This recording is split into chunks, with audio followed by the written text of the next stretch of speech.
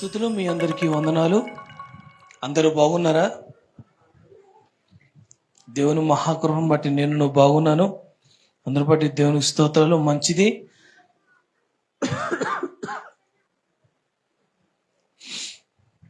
మరి 83వ కీర్తన 13, 14, 15 మనం చరణాలు చదువుకున్నాము కదా. కీర్తనలో చదువుకున్నటువంటి చరణాలు మనం చూసుకున్నట్లయితే, నా దేవా సుడి తిరుగు ధూళి వలెను గాలి ఎదుటి పౌడాకుల వలెను వారిని చేయుము. అగ్ని అడవిని కాల్చినట్లు, కారు చిచ్చు కొండలను తగలపెట్టినట్లు నీ తుఫాను చేత వారిని తరుము, నీ సుడిగాలి చేత వారికి భీతి పుట్టించుము అంటూ మరి విన్నపిస్తున్నాడు, ప్రార్థన చేస్తున్నాడు దేవునికి. అయితే ఇది ఈ రకంగా చెయ్యి, ఈ రకంగా చేసేయి, ఈ రకంగా చెయ్యి దేవా అంటూ మరి దేవునికి మొరపెడుతున్నాడు. శత్రువుల్ని ఎవరైతే నీకు వ్యతిరేకముగా ఉన్నారో, ఎవరైతే నీకు వ్యతిరేకంగా నిలబడుతున్నారో, ఎవరైతే నీకు వ్యతిరేకంగా చేస్తున్నారో, జీవిస్తున్నారో వారందరినీ ఈ విధంగా నాశనం చేయదేవా అంటూ దేవునికి ప్రార్థన చేస్తున్నాడు, దేవునికి వినపిస్తున్నాడు, విజ్ఞాపన చేస్తున్నాడు దేవునికి. మరి ఈ విధంగా వారు నష్టపోవాలి, ఈ విధంగా వారు నాశనం అవ్వాలి, ఈ విధంగా వారు గాయపరచబడాలి. నిన్ను బాధ పెడుతున్నారయ్యా, నీకు ఎదురు వస్తున్నారయ్యా, నీ పనికి అడ్డుపడుతూ ఉన్నారయ్యా అంటూ చెబుతూ ఉన్నాడు, మొరపెడుతూ ఉన్నారు. మరి అందరు గుర్తుందో లేదో, మరి పోయిన ఆదివారం కూడా నేను చెప్పాను. దేవునికి స్తోత్రం. హల్లెలూయా. విన్న వాక్యం మొత్తం హల్లెలూయా. నిన్న చెప్పుకున్న వాక్యం ఏంటి అని అంటేనే మనకి గుర్తుండదు, నిన్న విన్న వాక్యం ఏంటి అనేది. మరి పోయిన ఆదివారం అండి, ఫస్ట్ తిన్న ముద్ద కిందకి వెళ్ళిపోయినట్టుగా పోయిన వారం విన్న వాక్యం ఉంటుందా అని అంటారు. ఒక ముద్ద మీద ఇంకో ముద్ద పడుతున్నప్పుడు ఫస్ట్ ముద్ద ఏమవుద్ది? కిందకి వెళ్ళిపోద్ది కదా. అలాగే మరి పోయిన ఆదివారం 7 రోజులు మరి ఎన్ని వాక్యాలు ఎన్ని ఉంటాము, ఎంతమందితో మాట్లాడి ఉంటాము, ఎంతమందితో కలిసి ఉంటాము, ఎన్ని విషయాలు, ఎన్ని పనులు, ఎన్ని తలనొప్పులు, ఎన్ని బాధలు, ఎన్ని శ్రమలు, అన్నిటినీ తీర్చుకుంటూ మరి కింద మీద పడుతూ మరి వారం మొత్తం కష్టపడి వచ్చినటువంటి మేము ఆ మాట గుర్తుంచుకోవడం అంటే కొంచెం మాకు కష్టమే కదా అండి. ఇంకేం బతుకుతారు అయితే? వారం రోజులే గుర్తు పెట్టుకోలేని వాళ్ళు ఏం బతుకుతారు? అవునా కాదా? తిన్న ముద్ద ఊరికిన బయటికి వెళ్ళట్లా, అరిగి నీకు బలాన్ని ఇస్తుంది. గడిచిపోయిన సమయంలో బతకకపోతే తప్పు నీదవుతే తప్ప దేవుడిది కాదు, సమయాన్ని కాదు. బ్రతకాల్సింది మనమే. సమయం నీ కోసం నా కోసం ఆగదు అన్న విషయం ముచ్చట అందరికీ తెలిసిందే. కాబట్టి వినిన మాట మర్చిపోయినావు అని అంటే, బతకట్లేదు అని అంటే నష్టం నీది, బాధ నీకే. ఖచ్చితంగా యాదించుకోవాలి, ప్రతి మాటను కూడా అదే గుర్తు పెట్టుకోవాలి, గుర్తు ఉంచుకోవాలి. మరిచే వారముగా మనం ఉండకూడదు. ఈరోజు మర్చిపోయావు, రేపైనా గుర్తు చేసుకో, నెమరు వేసుకో. దావీదు నెమరు వేసుకుంటున్నాను అని అంటున్నాడు, మర్చిపోకుండా మరలా ఇంకోసారి గుర్తు చేసుకుంటున్నాను అని అంటున్నాడు. ప్రతి ఒక్కటి కూడా ఎవరికి వారం, మీరే కాదు నేనైనా కానీ విన్న మిమ్మల్ని అంటున్నాను, సిగ్గు లేదు అసలు, విన్న వాక్యాన్ని మర్చిపోతున్నారు అని అంటే మరి నా పరిస్థితి అండి. నేను మర్చిపోవచ్చు అయితే? నేను మర్చిపోవచ్చా? పెద్ద గట్టు మీద నుంచి బాగుతున్నావు, నీ గుర్తుందా అనే వాళ్ళు ఉండరా? ప్రశ్నించే వాళ్ళు ఉండరా? ఉంటారు. 100కి 1000 మంది ఉంటారు. గట్టు మీద నుంచి మాట్లాడటం గొప్ప కాదు, ఘనత కాదు. ఆ మాట చెప్పటం కన్నా బ్రతకటంలో ఉంది. ప్రశ్నించడానికి కూడా అవకాశం అయినటువంటి జీవితం. నిజముగానే అది మీరైనా నేనైనా వాక్యానుసారముగా బ్రతికేటటువంటి వ్యక్తి ఎవరి చేతికి కూడా దేవుడు చిక్కనివ్వడంట. నీతిమంతుడిగా ఉన్నప్పుడు ప్రయత్నం చేస్తే ఎవరి చేతికి కూడా దేవుడు చిక్కనివ్వకుండా జాగ్రత్తగా కాపాడతాడంట. దేవుని పని ఏంటో తెలుసా? మనల్ని పాపములో పడకోకుండా జాగ్రత్తగా కాపాడతాం.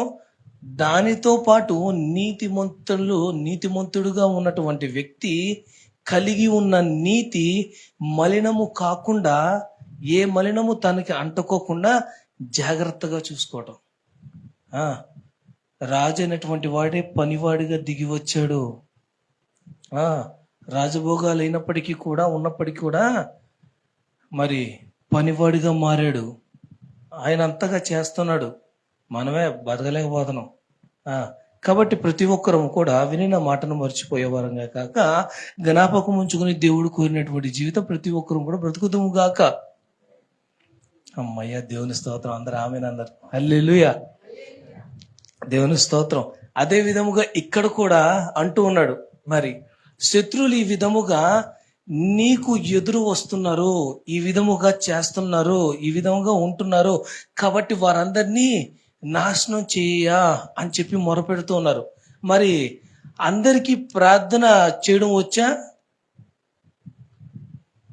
నేనేం ఐఏఎస్ క్వశ్చన్ ఏం అడగల, నేనేమి ఐపీఎస్ ఐఏఎస్ క్వశ్చన్ ఏం అడగల. Bible question, general common question అడిగా. ఒక సెన్స్ అనేది ఉంటే కనుక ఎవడైనా ఆన్సర్ చెప్పచ్చు. ఆ పెద్దోళ్ళు తప్ప, ఆ పెద్దోళ్ళు తప్ప మిగతా వాళ్ళు చెప్పచ్చు. అందరికీ ప్రార్థన చేయడం వచ్చా? దేవుని స్తోత్రం. అందరికీ వచ్చు.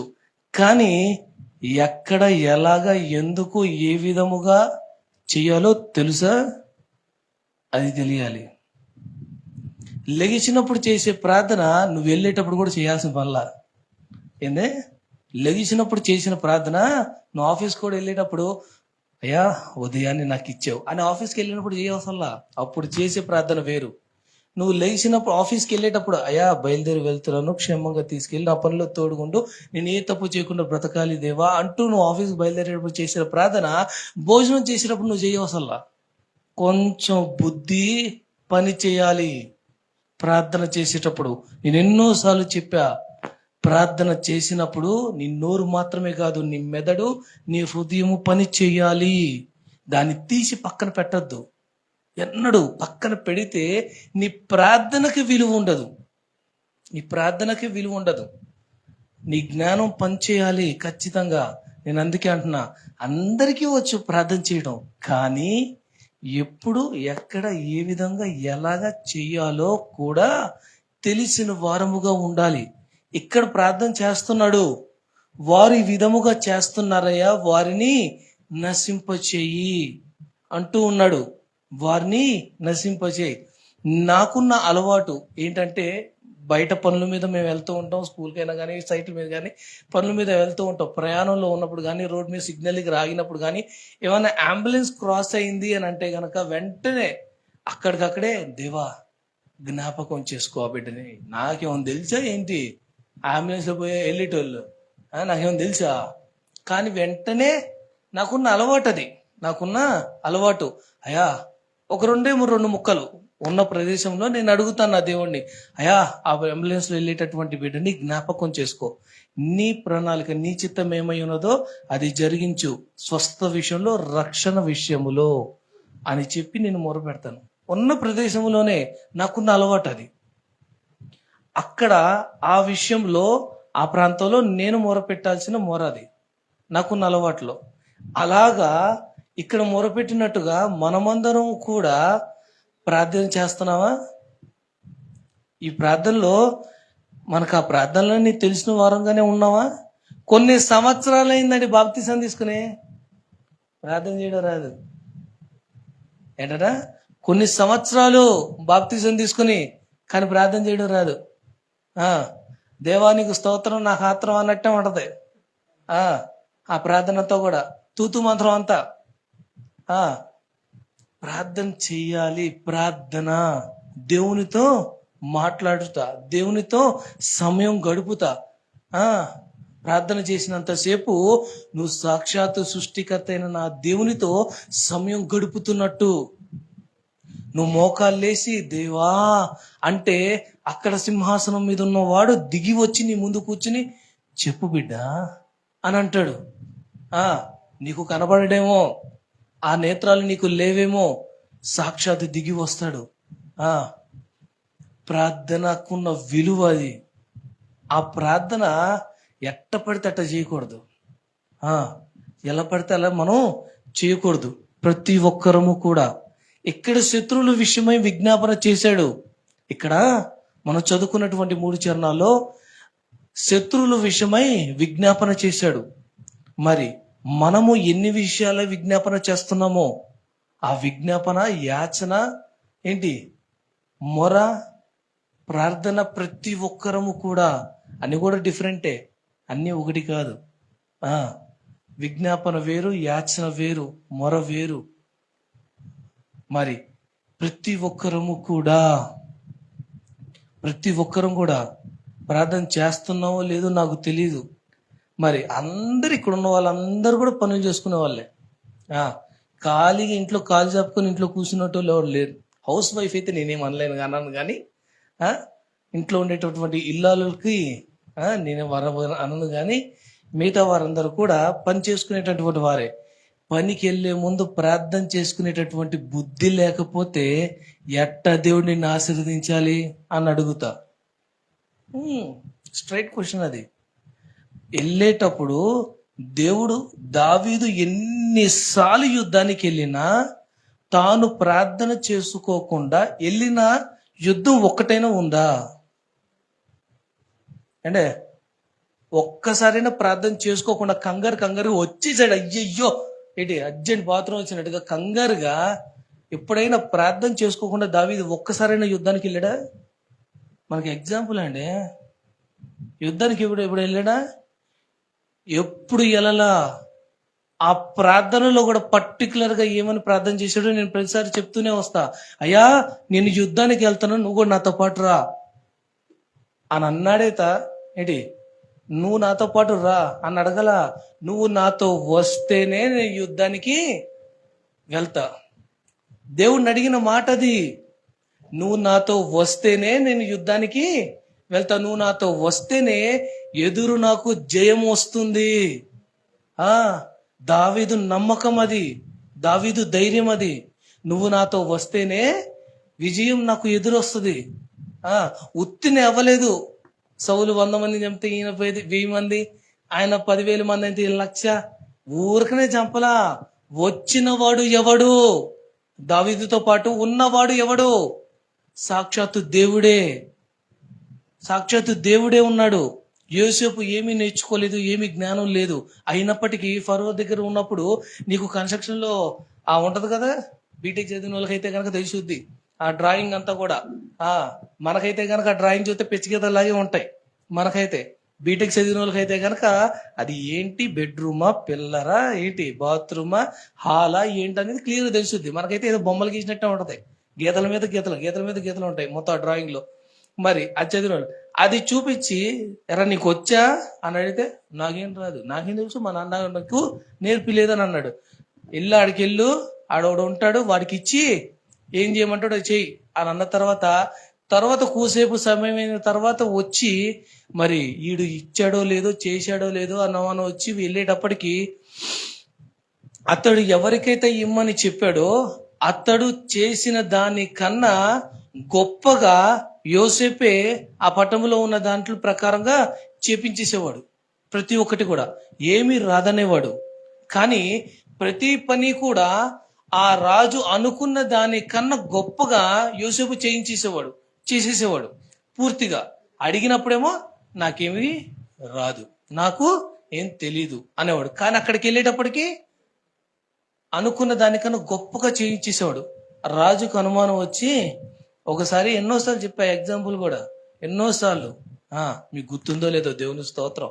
రాజుకు అనుమానం వచ్చి మరి ఒకసారి ఈయన ఎప్పుడు అడిగినా కానీ నాకు ఏమి రాదు అని అంటున్నాడు. అసలు ఎలా చేయగలుగుతున్నాడు, ఎలా చేస్తున్నాడు అన్న అనుమానంతో మీరు చదువుకోవచ్చు, బైబిల్లోనే ఉంది అది. అనుమానంతో తెలియకోకుండా రహస్యంగా వెళ్ళి చూశాడంట. చూస్తే యోసేపుతో పాటు సాక్షాత్ నా దేవుడే దిగి వచ్చి యోసేపుతో పనిచేస్తున్నాడంట. సాక్షాత్తు రియల్లీ నాకు ఆ వాక్యం చదివినప్పుడు గూస్ బంప్స్ లాగా వచ్చింది నిజంగా. నిక్క పుడుచుకున్నట్టు నాకు నిజముగా మనం పని చేస్తూ ఉంటే సాక్షాత్ దేవుడే దిగి వచ్చి మనతో పాటు చేయటము అని అంటే వాట్ అన్ ఎక్స్ట్రాడినరీ లైఫ్ అది. నీవు ఎవరిని పెట్టుకుని వెళ్తున్నా పనికి వెళ్ళేటప్పుడు, పనికి వెళ్ళేటప్పుడే కానీ, ఒక స్థలానికి వెళ్ళేటప్పుడే కానీ, ఏంటి దేవుని దగ్గరికి వచ్చినప్పుడే కానీ ఏ విధంగా ఉంటున్నావు, ఒక ప్రదేశానికి వెళ్తున్నప్పుడే కానీ, డాక్టర్ దగ్గరికి వెళ్తున్నా, మనం బాగున్నప్పుడు డాక్టర్ దగ్గరికి వెళ్తున్నా, నేను పెట్టే మొర ఏంటి అని అంటే, అయ్యా నీవు ఆ డాక్టర్లో ఉండి నన్ను నీవు చూడయ్యా, నాకున్న అనారోగ్యానికి కావాల్సిన మందులు నీవు మాత్రమే ఇవ్వగలిగిన వాడివయ్యా, నీవు పరమ డాక్టర్వి, నీవు జ్ఞానం గలుగుతుడివి, నీవు మాత్రమే స్వస్థపరచగలిగిన వాడివి. నాకు ఏ మందులు ఇవ్వాలో, నాకు ఏ ట్రీట్మెంట్ చేయాలో, ఏం చేస్తే నేను స్వస్థపరచబడతానో ఆ జ్ఞానము నన్ను చూసేటటువంటి డాక్టర్కి నీవు ఇవ్వయ్యా అని నేను అడుగుతాను. మీరు అడుగుతారో లేదో నాకు తెలియదు, మీ ప్రార్థనలు ఏంటో నాకు తెలియదు. కొంతమంది మహాతల్లులు పెద్ద భక్తులు ఉంటారు. అయ్యా మేము సినిమాకి వెళ్తున్నాం, మేము వెళ్ళగానే టికెట్లు దొరకాలయ్యా, ఫ్రంట్ మంచిగా బాల్కనీలో మంచి కార్నర్ సీట్లు దొరకాలయ్యా, మేమేమి ఇబ్బంది పడకూడదయ్యా, కొట్లాట్లు పడకూడదయ్యా. అవును, నీకన్నా ముందుగా దేవుడు వెళ్ళి టికెట్లు తీసి పెడతాడు నీకు. నీకన్నా ముందుగా వెళ్ళిపోయి టికెట్లు తీసి పెడతాడు ఆయన. చేసే ప్రబుద్ధులు భక్తులు ఇట్టగా ఉన్నారు. అయ్యో చెయ్యలేదు, చెయ్యని వాళ్ళు లేరు అని అట్లా ఉన్నారు. అటువంటి వాళ్ళు ఉన్నారు. ప్రార్థనలు దీనికోసం వాడేటువంటి వాళ్ళే ఉన్నారు. ఏ ప్రార్థన దేనికి ఏ విధంగా వాడాలో కూడా తెలుసుకోవాలి మనం. ఇక్కడ శత్రువుల విషయమై ప్రార్థన చేశాడు, రక్షణ విషయమై చేసిన వారు ఉన్నారు, సహాయం కోరి చేసిన వారు ఉన్నారు. ఏలియా అయితే గనక మరల ఆయన అంటాడు, ఒకటే ప్రార్థన ఒకటే ప్రార్థన ఏలియాది, నేనైతే యెహోవా నామమున ప్రార్థన చేసేదను. అంతే, ఒకటే డైలాగు, రెండో మాట లేదు అక్కడ. నేనైతే యెహోవా నామమున ప్రార్థన చేసేదను అని అంటాడు. అగ్ని దిగొచ్చింది, అక్కడ కార్యం జరుగుద్ది. ఒక చిన్న మాట ఎంతగా దేవునితో కనెక్ట్ అయి ఉన్నాడో మరి. నిజంగా ఒక్క మాటతోనే అక్కడ కార్యం జరిగిపోతూ వచ్చింది. ఇక యాకోబు విషయంలో అయితే కనుక లైఫ్ మొత్తం కూడా ఒకటే ప్రార్థన, ఆరంభం నుంచి ముగింపు వరకు ఒకటే ప్రార్థన. ఏం అడిగినా కానీ నన్ను ఆశీర్వదించి, నన్ను దీవించి. ఏం ప్రార్థన? నువ్వు దీవిస్తేనే నేను వదులుతాను. అక్కడ పెనుగులాడే దగ్గర ఎప్పుడు ప్రార్థన చేసినా నన్ను ఆశీర్వదించు, నన్ను దీవించు, నన్ను ఆశీర్వదించు, నన్ను దీవించు. ఇదే ప్రార్థన. దానిలోనే అన్ని కలుపుకుని అడుగుతున్నాడు యాకోబు. నా కష్టమైనా, బాధ అయినా, ఇరుకైనా, ఇబ్బంది అయినా, రోగమైనా, స్వస్థత అయినా, అప్పైనా, ఏదైనా కానీ అన్ని కూడా దాంట్లోనే కలిపేసి అడిగేస్తున్నాడు అనుకుంటాను నేను. ఒకటే ప్రార్థన. చదువుకోవచ్చు, మీరు చూసుకోవచ్చు. ఎప్పుడు ప్రార్థన చేసినా ఈ 2 ముక్కలు అడిగాడు. ఎప్పుడు ప్రార్థన చేసినా కానీ యాకోబు. మరి మన ప్రార్థన ఎలా ఉంది? అదే ప్రశ్న. దేవునితో మాట్లాడుతున్నాం కదా, అందరూ మాట్లాడుతున్నారో నాకు తెలీదు, మీరందరూ మాట్లాడుతున్నారో లేదో నాకు తెలీదు, అంటే ప్రార్థన చేస్తున్నారో లేదో నాకు తెలీదు. బండి మీద ఉన్నా నేను అంటాను, నువ్వు ఎక్కడ ఉన్నా ఇక్కడ దేవుడు లేడు అని అనుకుంటున్నావా? ఇక్కడ దేవుడు లేడు అని అనుకుంటున్నావా? నీ బుద్ధిహీనత అది. నువ్వు ఎక్కడైనా వెళ్ళు, అక్కడ దేవుడు నీకు ఉన్నాడు. నువ్వు బాత్రూంలో ఉండు, బండి మీద ఉండు, ఆఫీస్లో ఉండు, డాబా పైన ఉండు, సముద్ర అడుగు బాగానే ఉండు, ఎక్కడ ఉన్నా దేవుడు ఉన్నాడు. నువ్వు ఎక్కడ ఉన్నా నువ్వు మొరపెట్టచ్చు, ప్రార్థన చేయొచ్చు. నా దేవా అని పిలిస్తే నీ దగ్గరికి చేరేటటువంటి వ్యక్తి నా దేవుడు. అక్కడ ఉండి నీవు కోరిన కోరిక ఏంటో దేవుణ్ణి అడగచ్చు. ఏ ప్రదేశంలో ఉన్నా కానీ నీవు ఉండి దేవుణ్ణి అడగటం నేర్చుకోవాలి. ఎంతసేపు కూడా నీ అవసరాల విషయమై మొరపెట్టేటోళ్ళే తప్ప, విశ్వాసుల్లో 100,000 మంది కూడా 100% అందరూ కూడా చేసే ఆ గంట ప్రార్థనలో చేసే ఆ గంట ప్రార్థనలో గంటకి ఎన్ని నిమిషాలు అండి? దేవుని స్తోత్రం. 60 నిమిషాలు. 60 నిమిషాల్లో 50 నిమిషాలు అన్నీ కూడా మన అవసరాలే. అన్నీ కూడా నా కూతురు పెళ్లి చేయి, నా కొడుకు జీవితం బాగు చేయి, నా అప్పు తీర్చు, నా ఆరోగ్యం బాగు చేయి, నా మొగుడు బాగుండాలి, మా భార్య బాగుండాలి, పక్కింటోళ్ళు బాగుండాలి, తాత బాగుండాలి, నాయనమ్మ బాగుండాలి, అమ్మమ్మ బాగుండాలి, వాళ్ళు బాగుండి వీళ్ళు బాగుండాలి, అందరూ బాగుండాలి. నేను అడగద్దు అని చెప్పను. 10 సెకండ్లు నీ ఆత్మీయ జీవితం కోసం మొరపెడితే ఆ 50 నిమిషాల ప్రార్థన మొత్తం చెత్తబుట్లో వేసినట్టే. మొత్తం కూడా 10 నిమిషాలు నువ్వు చేస్తున్నావా నీ ఆత్మీయ జీవితం గురించి? ఎట్ట బతకాలో దేవా అని అడగటం 10 నిమిషాలు. నువ్వు బతికే దాని గురించి మాత్రం 50 నిమిషాలా? మరి అత్యాస కాదండి? అత్యాస కాదు. నీకు కావాల్సినది ఏదో దేవుడికి తెలీదా? నీకు ఆలోచన రాకముందే నీ ఆలోచన ఏంటో ఎరిగినవాడు. నీ ఆకలి పుట్టకముందే నీ ఆకలి ఎంత ఏంటి అనేది తెలిసినవాడు. నీకు ఇవ్వడం తెలీదా? ప్రతి ఒక్కటి ఎరిగినవాడు, సర్వము. మరి ఆ దేవునికి అన్ని తెలిసినప్పుడు నువ్వు బ్రతకటం నేర్చుకోవాలి, జీవించటం నేర్చుకోవాలి, నిలబడటం నేర్చుకోవాలి. దానికోసం కేటాయించు సమయం, దానికోసం మొరపెట్టు. నేను బతకలేకపోతున్నానయ్యా, నేను జయించలేకపోతున్నానయ్యా, నేను నిలబడలేకపోతున్నానయ్యా, నేను మొరపెట్టలేకపోతున్నానయ్యా, నీ దగ్గర నేను సమయం గడపలేకపోతున్నానయ్యా, నేను ఇంకా ఎదగలేకపోతున్నానయ్యా, నా వయసు పెరుగుతుందే కానీ నా ఆత్మీయ బలము, నా ఆత్మీయ శక్తి, నా భక్తి ఎక్కడేసిన గొంగలు అక్కడే ఉండిపోతుందయ్యా అంటూ ఆయన దగ్గర మొరపెడితే గనక నిజముగా దానిని బట్టి నీ బ్రతుకు మారుతుంది, నీలో స్థానం పెరుగుద్ది. ఖచ్చితంగా దేవునికి సమీపంగా మనం చేరుతాము. ఖచ్చితంగా నువ్వే ఒక దీవెనగా మారుతావు. అది కదా కావాల్సింది. దేవుడు కోరేది అది. దేవుడు కోరుకుంటున్నాడు. అందరూ కూడా, నేను ఎన్నోసార్లు చెప్తూ ఉంటా, మన ప్రార్థన ఏ విధంగా చేయాలి అని. మైండ్ వాడాలని చెప్పేసి సరా, దానికి ఎగ్జాంపుల్ గా చెప్పా. అందరూ చేసే ప్రార్థనలు ఏంటి? నా అప్పు తీర్చయ్యా. ఇదే విషయం చెప్తూ వచ్చా ఎన్నోసార్లు. అప్పు చేసేదేమో మీరు, అడిగేదేమో దేవుడిని అప్పు తీర్చమనే. నీ అవసరం కోసం నువ్వు అప్పు తీసుకున్నా, నీ సంతోషం కోసం నువ్వు అప్పు తీసుకున్నావు, తీర్చమని దేవుణ్ణి అడుగుతున్నా. పైనుంచి కట్టలేస్తాడు మరి ఇంట్లోకి, ప్రార్థన చేసేటప్పుడు జ్ఞానము ఉండాలి.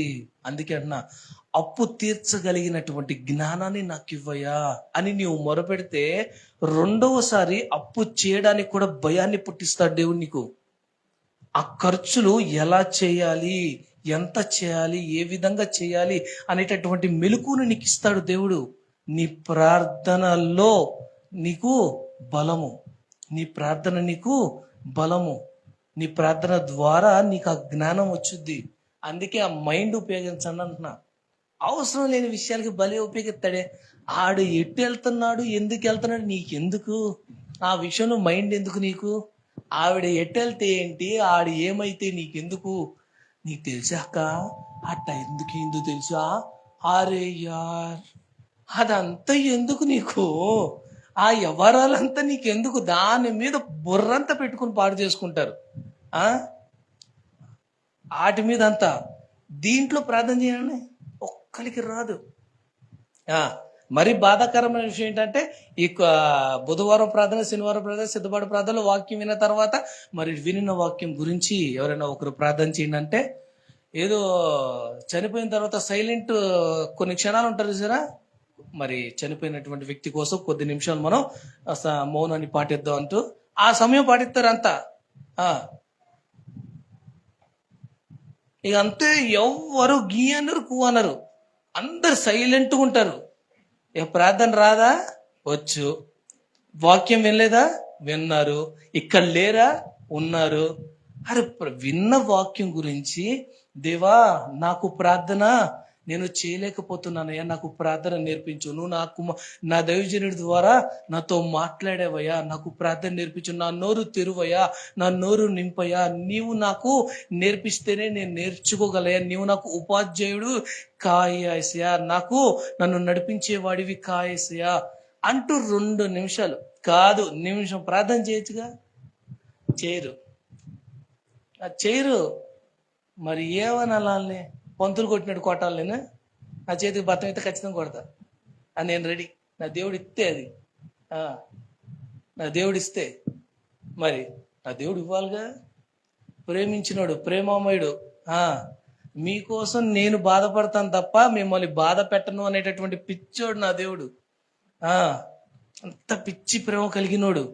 మీకోసం నేను శ్రమను అనుభవిస్తానే కానీ మిమ్మల్ని శ్రమ నీ దగ్గరికి రాకుండా చూసుకుంటాను అనేటటువంటి వాడు నా దేవుడు. ప్రతి ఒక్కరము కూడా ఎక్కడైనా ప్రార్థన చేయగలిగిన వారం ఉండాలి.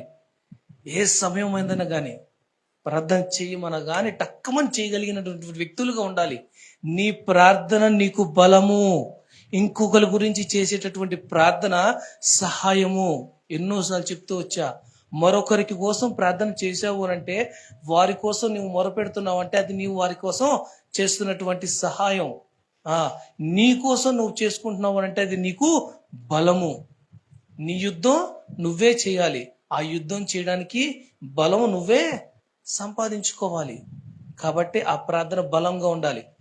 గంట చేస్తున్నావో 2 నిమిషాలు చేస్తున్నావో నాకు అనవసరం. ఆ 2 నిమిషాలైనా కానీ దేవునితో కనెక్ట్ అయి ఉండాలి. ఆ ప్రార్థన డైలాగులు, పంచ డైలాగులు అప్పుడు వద్దు. ఆ ప్రార్థనలో డైలాగులు, పంచ డైలాగులు వద్దు. హృదయముతో, నోటి మాటను వినువాడను కాదు, హృదయాన్ని చదువువాడనై ఉన్నాను అని దేవుడు చెప్పాడు. ఆ హృదయముతో మొరపెట్టాలి. ఆ హృదయముతో, విరిగి నలిగిన హృదయముతో ఆయన పాదాల దగ్గరకు వచ్చి మొరపెట్టాలి. ఆ మొర దేవుడు అడుగుతున్నాడు. ఆ మొర నీ దగ్గర నుంచి రావాలి. దేవుడు కోరేటటువంటి ప్రార్థన అది. చాలా పెద్ద విషయం అండి. చాలా ప్రార్థనలు ఉన్నాయి. విజ్ఞాపన ప్రార్థన, కన్నీటి ప్రార్థన, సునుగుడు ప్రార్థన. ఏంటి మరి దీంట్లో చాలా ఇష్టమైన ప్రార్థన కన్నీటి ప్రార్థన అంట. దేవునికి కన్నీటి చేత ఆయన పాదాలు సింహాసనమే కరిగిపోతుందంట. మరి కన్నీరుతో మొరుపెడితే ఆయన దిగి వచ్చేయడమే కాదు, ఆయన ఎంత ప్రేమమయుడో తెలుసా. కన్నీరు ఇక్కడి నుంచి మొదలయ్యి ఇలాగ జారి ఈ చెంప మీద ఎండిపోయే లోపలే నీవు అడిగిన కోరిక తీర్చేయాలి అని అనుకుంటాడంట. ఇలా జారి ఇక్కడే ఎండిపోయే లోపలే నువ్వు అడిగిన కోరిక ఇచ్చేయాలి అని అనుకుంటాడంట. ఇచ్చిన తర్వాత నువ్వు ఉంటావా? నువ్వు నిలబడతావా? నిలబెట్టుకుంటావా ఇచ్చిన దాన్ని? అందుకే ఆపుతున్నాడు. తొత్తర ఎక్కువ కదా, అడుగు లాగవుగా, ఇవ్వగానే వెళ్ళిపోతావుగా. అందుకనే నువ్వు నిలుస్తావా లేదా, నిలబెట్టుకుంటావా లేదా అన్న ఒక్క ఆలోచనతో ఆగుతున్నాడు. విననివాడు కాదు నా దేవుడు. చెవులుండి వినని వాడిని కాదు, చేతులుండి కార్యం చేయలేని వాడిని కాదు అని యెషయా గ్రంథంలో చెప్పాడుగా. మరి ప్రతి ఒక్కరూ కూడా ఏ విధముగా మొరపెడుతున్నాము, ఏ విధముగా దేవుని దగ్గరికి వెళ్తున్నాము. ప్రార్థన విషయంలో చాలా ఉన్నాయి చెప్పడానికి.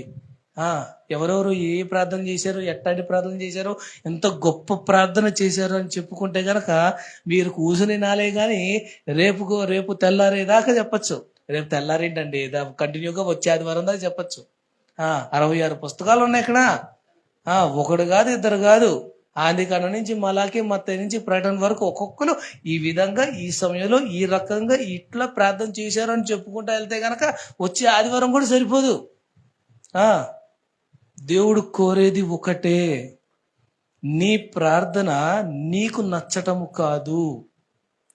నేను వింటున్నాను, నేను ఆలకిస్తున్నాను. నేను కాదు, నా దేవుడు వింటున్నాడు, దేవుడు ఆలకిస్తున్నాడు, దేవుడే సమాధానాన్ని ఇస్తున్నాడు. కాబట్టి దేవునికి నచ్చే ప్రార్థన అయి ఉండాలి అది.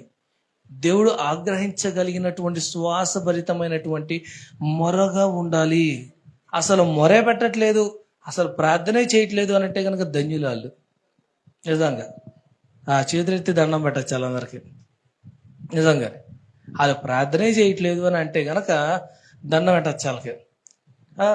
అరే దేవునితో మాట్లాడట్లేదు, దేవునికి వాళ్ళకి వీళ్ళకి కనెక్షనే లేదు, అన్నీ ఇచ్చేయాలి, అన్నీ వచ్చేయాలి, అన్నీ జరిగిపోవాలి అంటే అన్నీ అయిపోవాలి. దేవునితో మాట్లాడటం నేర్చుకో. నీ తండ్రి ఉన్నాడు ఇంట్లో, నీ తండ్రితో ఫుల్ ఫ్రీడమ్ ఉంది నీ తండ్రితో. కానీ తండ్రితో మాట్లాడకపోతే నీకు కావాల్సింది వచ్చిద్దా? తండ్రికి తెలీదా నా కూతురికి ఏది కావాలో? తండ్రికి తెలీదా కూతురు అవసరాలేంటో?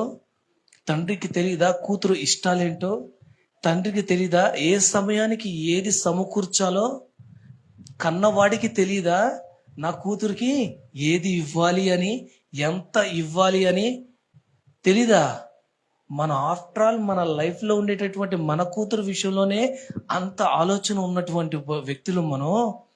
నా తండ్రి దగ్గరికి వెళ్ళి అడిగితే గాని అది రాదు అని ఉన్నప్పుడు నా దేవుని దగ్గరికి మరి సర్వం ఎరిగిన వాడు నా దేవుని దగ్గరికి వెళ్ళి అడగాలి కదా. అందరు అంటున్న మాట, అడిగితే అమ్మాయినా అందరు తెలిసిందే ఎలాగేగా, అడిగితే అమ్మాయినా ముద్దెట్టదంట. నువ్వు నా దేవుని దగ్గరికి వచ్చి అడగకపోతే ఎట్టెత్తాడా? ఎట్టిస్తాడు? నా దేవుని దగ్గరికి రావు, నా దేవుని దగ్గర మొరపెట్టవు, నా దేవుని దగ్గర విజ్ఞాపన చేయవు, అన్ని ఇచ్చేయాలి. ఎట్టా? అడిగితే అమ్మే ముద్దెట్టదంట, నా దేవుడు మాత్రం అన్ని ఇచ్చేస్తాడు. మరి ప్రతి ఒక్కరు కూడా అన్ని ఇచ్చేస్తాడంటే ఇక్కడ మొరపెట్టేటటువంటి మొర కూడా వ్యర్థమే కదా. మొరపెట్టేట వాళ్ళందరూ పిచ్చోళ్ళు అయితే, ప్రార్థన చేసిన వాళ్ళందరూ గొప్ప గొప్ప ప్రార్థన పరులందరూ కూడా పిచ్చోళ్ళే. ఏండే అంతేనా? ఏండే అంతే కదా. కష్టపడకపోతే దేవుడే నీకు రూపాయి ఇచ్చేస్తాడంటే గనక ఏంటి, ఈ రూపాయిని ఇట్ట మొక్కితే గనక ఏంటి డబ్బులు వస్తాయంటే ఎవడన్నా పని చేస్తాడా? ఎవడైనా పనికి వెళ్తాడా? ఎవరు వెళ్ళరు. అందరూ ఇదే పనిలో ఉంటారు. తిండి కూడా మానేసి ఎక్కువ మొక్కితే ఎక్కువ వచ్చేస్తాయి అని చెప్పి అదే తిండి నిద్ర మానేసి ఇదే పనిలో ఉంటారు అందరూ కదా. దేవుని దగ్గర రావాలి, నీవు దేవుని దగ్గరికి రావాలి, నీవు దేవుని దగ్గరికి వచ్చి నీవు మొరపెట్టాలి. నీ ప్రార్థన విలువగా దేవుడు ఎంచాలి. నీ ప్రార్థన విలువగా దేవుడు ఎంచాలి. నువ్వు ఎంచుకోవద్దు. నీవు మొరపెట్టావా, నీ పని నువ్వు చేసావా, మంచిది. ఆ ప్రార్థన దేవుడికి నచ్చే విధంగా మొరపెట్టు, అప్పుడు దేవుడు ఆలకిస్తాడు. కాబట్టి ప్రతి ఒక్కరూ కూడా మొరపెట్టే వారముగా ఉండాలి. కొన్ని సంవత్సరాలుగా ప్రార్థన చేస్తున్నామండి, మా జీవితాల్లో కార్యం చేయట్లా, మా జీవితంలో కార్యాలు జరగట్లా. కొన్ని సంవత్సరాలుగా చేస్తున్నాం. లోపం ఎవరిలో ఉంది? వినేటటువంటి వాడిదా, ప్రార్థన చేసేవాళ్ళలోనా? అంటే ఇంతమంది ఉన్నాం, ఎవరికి నోరు లేవా? వింటున్న దేవుడు తప్ప, చేసి మొరపెడుతున్న మనుషులు తప్ప. దేవునికి మహిమ కలుగును గాక. నిజముగా ఆ సమాధానం ఉత్తమమైనటువంటిది. నిజముగానే నువ్వు ఎన్ని వారాలు, ఎన్ని నెలలు, ఎన్ని సంవత్సరాలు ప్రార్థన చేస్తున్నావు అనేది లెక్క కాదు. ప్రార్థన చేస్తున్నావు అంటే నీ లైఫ్ కూడా లెక్కలో వస్తుంది. ప్రార్థన మాత్రమే కాదు, నువ్వు సరైన విధానంలో బ్రతకక మొర మాత్రం ఎక్కువగా చేసావనంటే నీకు జరగాల్సిన కార్యం కూడా వెనక్కి వెళ్తా తప్ప ముందుకు రాదు. ఖచ్చితంగా నువ్వు బ్రతికే జీవితం కూడా సరైన విధానంలో ఉండాలి. నీ మొర మాత్రమే కాదు, మొర మాత్రమే కాదు, అందరూ మొరపెట్టినోళ్ళే కాదు. ఏలి అంత మొరపెట్టాడు, టక్కున ఒక మాట చెప్పిన వెంటనే కార్యం జరిగింది అని చెప్పాను. మరి తను బ్రతికిన బ్రతుకు గొప్ప వైరాగ్యం కలిగినటువంటి వ్యక్తి. ఏ మాత్రము కూడా ఒక డాగు మచ్చలేనటువంటి జీవితాన్ని జీవించాడు. తన కోసం తాను ఎన్నడూ ప్రార్థన చేసుకున్నటువంటి వ్యక్తి కూడా కాదు. తన కోసం నేను రాత్రి కూడా చెప్పాను అన్నమాట. గొప్పగా బ్రతికినటువంటి వాడు. మరి మోషే ఏనాడన్నా ప్రార్థన చేశాడా? తన కోసం కొన్ని లక్షలాది మందిని నడిపించాడు. ఆ లక్షలాది మందిని. గొప్ప నాయకుడు, నమ్మకస్తుడు, నా ఇల్లంతలో గొప్ప నమ్మకస్తుడు, నా సేవకుడు, నా ఇష్టుడు అని గొప్ప సాక్ష్యం పొందుకున్నాడు. మరి ఆ ప్రార్థనలో తను బ్రతికిన బ్రతుకు ఎట్లాంటిది, తను ఎట్టా జీవించాడు, ఆ జీవితంలో ఉంది కాబట్టే ఆ మొరైన అడిగిన వెంటనే, నిజంగా అడిగిన వెంటనే దేవుడిచ్చాడు. మోషే పక్కలే, నీకు ఎదురొచ్చిన వాళ్ళందరినీ చంపేస్తున్నాను అని అన్నాడు దేవుడు. మనిషికి అంత విలువ. మోషేని ఏ లెవెల్లో దేవుడు పెట్టాడో తెలుసా?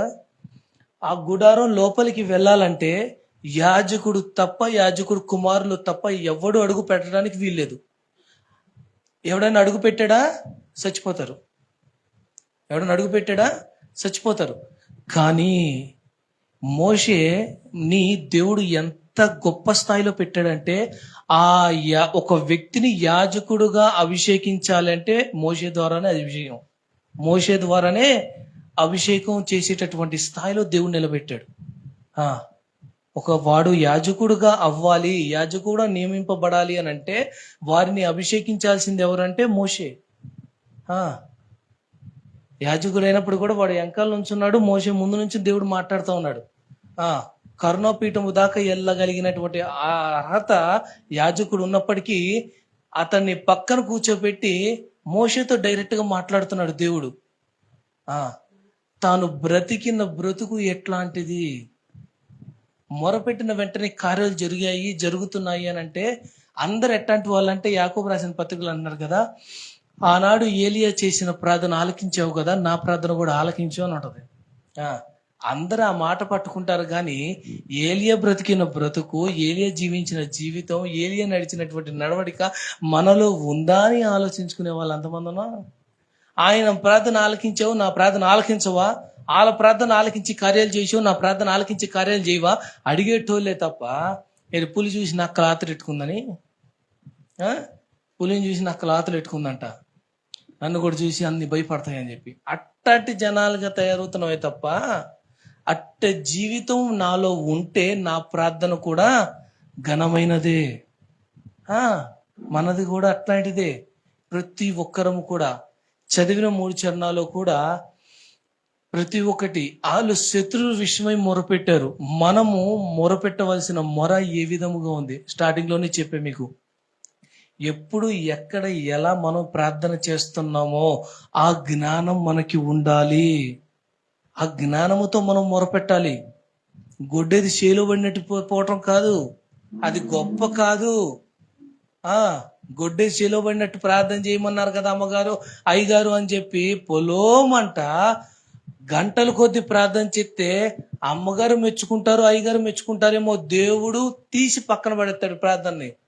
ఖచ్చితంగా అయ్యగారు అమ్మగారు వింటారేమో, నీ ప్రార్థనకి జవాబిచ్చేది ఎవడబ్బా? దేవుడు కదా. అందుకే ఆ ప్రార్థన చేసినప్పుడు బ్రెయిన్ ఉపయోగించండి, హృదయాన్ని ఉపయోగించండి. వాటిని తీసి జాగ్రత్తగా పెడతారు. నిజంగానే వెనకాడికి ఎవరో భర్త చల్లగా ఉండాలంటే తాలిపట్టు కూడా ఫ్రిడ్జ్ లో పెట్టిందట మహాతల్లి.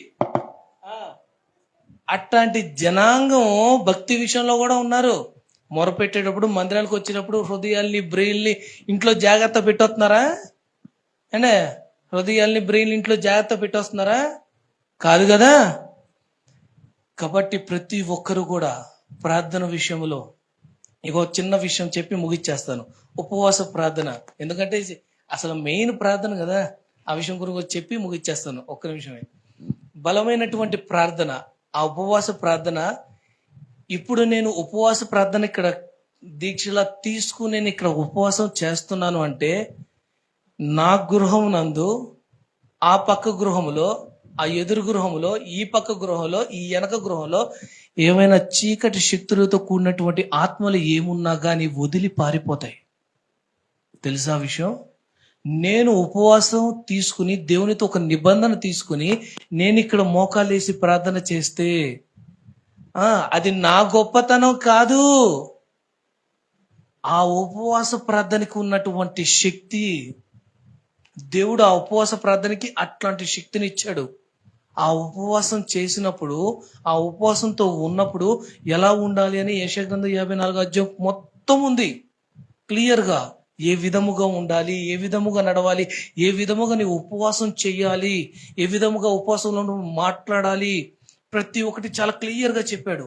అంత బలమైనటువంటి ప్రార్థన విశ్వాసమైనటువంటి అందరం కూడా దేనికి చేస్తామంటే పొట్ట నొప్పికి, కాలు నొప్పికి, మూతి నొప్పికి, తల నొప్పికి ప్రార్థన చేస్తాం. ఏంది? ఉపవాస ప్రార్థన. నీ కొడుకు పెళ్లి కాకపోతే నువ్వు ఉపవాస ప్రార్థన చేయబాక. నీ కూతురు జీవితం బాగుపడకపోతే గనక ఉపవాస ప్రార్థన చేయబాక. ఏ విషయాలైతే నీకు సాధ్యము కావో, ఏ కట్టడలైతే నీ ద్వారా విడిపింపబడవో వాటి కోసం చేయాలి ఉపవాస ప్రార్థనలో. మూతి నొప్పి, ముడి నొప్పి, కాలు నొప్పి కాదు చేయాల్సిన ప్రార్థనలో. అందుకే చెప్తున్నా, ఏ ప్రార్థన ఏ విధముగా దేనికోసం చేయాలో దానికోసం అలా చేయాలి. అక్కడ విజ్ఞాపన మాత్రమే చేశారు, ఉపవాస ప్రార్థన చేయలే. ఇక్కడ విజ్ఞాపన ప్రార్థనే. అయ్యా, నీకు వ్యతిరేకముగా అవుతున్నారు, నీ జనాంగాన్ని నాశనం చేస్తున్నారు. ఇశ్రాయేలు జనాంగము అనబడిన వారు మరి ఎన్నడూ కనబడకూడదు అంటూ వారు బయలుదేరారయ్యా, వారుకి నాశనం చేయి అంటూ విజ్ఞాపన ప్రార్థన చేశారు. కానీ ఇక్కడ ఉపవాస ప్రార్థన చేయలా. అది వాళ్ళ చేతుల్లోనే ఉంది, చేయగలరు. కాబట్టి దానికి విజ్ఞాపన విన్నపం చాలు, ఉపవాస ప్రార్థన అవసరం లేదు. కాబట్టి ప్రతి ఒక్కరూ కూడా ఎప్పుడు ఉపవాస ప్రార్థన చేయాలి అని అంటే, ఒక మనిషి మారాలి, భర్త మారాలి, రావాలి మందిరానికి అని అంటే దానికి కావాలి. తాగుడు మానేయాలి. కుటుంబాల్లో ఎన్ని కుటుంబాలు ఉన్నాయో మందిరంలో తెలుసా? ఆల్రెడీ బార్లో 2-3 బాటిల్ తాగి ఇంటికి వచ్చినప్పుడు సంకలో బాటిల్ పెట్టుకుని వచ్చిన వాళ్ళు ఉన్నారు మన మందిరంలో. వాళ్ళ కోసం కుటుంబం మొత్తం ప్రార్థన చేశారు. కొన్ని సంవత్సరాలు చేశారు ప్రార్థన. జ్ఞాపకము చేసుకోదేవా అంట కన్నీటితో కొన్ని సంవత్సరాలు చేశారు. చేయగా బిడ్డలు మారారు. మన మందిరంలో నిజంగా ఉన్నారు వాళ్ళు, అట్టివారు ఉన్నారు. కొన్ని సంవత్సరాలు చేయగా నీ ప్రార్థన, నీ ఉపవాసము, నీ నిబంధన ఎవరికి తెలియాలి అని అంటే దేవుడికి, నీకు మాత్రమే. ఊరు మొత్తం తెలియవసల్లా. నీరసంగా ఏంటమ్మా నీరసంగా కనపడుతున్నా? ఉపవాసంతో ఉన్నా కదా. నువ్వు చెప్పుకుంటే ఇంకెందుకు ఉపవాసం చేసేది? వాళ్ళకి చెప్పుకోవడం ఎందుకు, నువ్వు చేయడం ఎందుకు? నీవు నిబంధన చేసుకుంది ఎవరితో? దేవుడితో. నీ ప్రార్థన వినాల్సింది ఎవరు? దేవుడు. కాబట్టి ఆయనకి నీకు మాత్రమే ఆ డీలింగ్. ఇంకా చెప్పాలి అని అంటే గనక ఆ ప్రార్థన ఆరంభించినప్పుడు దైవజనానికి చెప్పుకొని, అయ్యగారు ఈ సమస్య విషయమై నేను ప్రార్థన చేయాలనుకుంటున్నాను, కాబట్టి నాకు గురించి కూడా ప్రార్థనలో జ్ఞాపకం చేసుకోండి అని మనం వారికి చెప్పుకోవడం మొత్తం జ్ఞానం. అది మరి చెప్పుకోవాలనుకుంటే చెప్పచ్చు, లేదంటే లేదు. మీ ప్రార్థన మీది. వారికి చెప్పడంలో మంచిది. వారు మీకు సహకరిస్తారు. వారు కూడా వారు ప్రార్థన చేసినప్పుడు మీతో పాటు ఏకీపిస్తారు ప్రార్థన చేసినప్పుడు, మీ ప్రార్థనలో కూడా. కాబట్టి దేవుడికి నీకు డీలింగ్, అది లింక్. అది ఊరు మొత్తం చేస్తే పడితే నువ్వేం పొందుకోలేవమ్మా. నీ ఉపవాస ప్రార్థన ఆ 7 వారాలైనా, 7 నెలలైనా, 7 సంవత్సరాలైనా కానీ కార్యము చూడవు. ఖచ్చితంగా నిలబడి చెప్తున్నాగా, ఎడా కార్యం చూడవు. దేవునికి నీకు మాత్రమే ఉండాలి. జనాలకి మాత్రం తెలియనటువంటి విధంగానే నువ్వు చేసుకుంటూ వెళ్ళాలి. కాబట్టి ప్రతి ఒక్కరము కూడా ప్రార్థన ఏ విధముగా చేయాలి అన్న విషయం మనం తెలుసుకున్నటువంటి వారు ప్రతి ఒక్కరము కూడా దేవుడు మెచ్చదగినటువంటి ప్రార్థన మనం చేస్తూ జీవించుదుము గాక. ఆమేన్.